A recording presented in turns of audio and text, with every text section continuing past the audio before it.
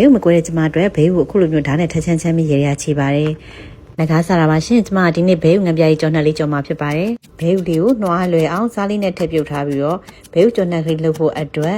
ကျစ်သွန်ပြူမြူတီအကျန်းမုံနဲ့ပစုံချောက်တို့ကိုရောပြီးတော့အနှစ်ကလေးအတွက်ထောင်းထားပါမယ်ရှင်။ကျစ်သွန်နီစီချက်ကလေးချက်ဖို့အတွက်လည်းကျစ်သွန်နီလေးတွေကိုပပလှီးထားပါမယ်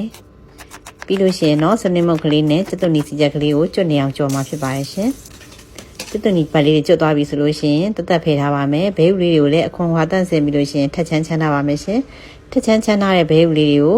ငပြားကြီးလေးတွေတစ်ချမ်းစီအပွားနေဆန်းပြီးတော့အရသာလေးဝင်သွားအောင်နှက်ထားပါမယ်။တချမ်းချင်းစီငပြားကြီးလေးတွေလိုက်လောင်းထည့်မယ်နော်ပြီးလို့ရှိရင်တော့မီအေးအေးလေးနဲ့ဘေးဥလေးတွေကိုမှောက်ပြီးကြော်ပါမယ်ရှင်အဲ့ဒါမှအနှစ်နဲ့အသားလေးက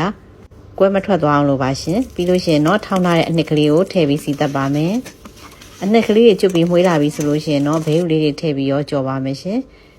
ပြီးလို့ရှိရင်တော့အပွားနေကျက်သွန်ကြော်လေးဖြူပြီးတော့သုံးဆောင်လို့ရပါပြီမွေးပြက်ပြီးစားချက်စပွဲကောင်းတဲ့ဘေးဥကြော်နှက်ကလေးရပါပြီ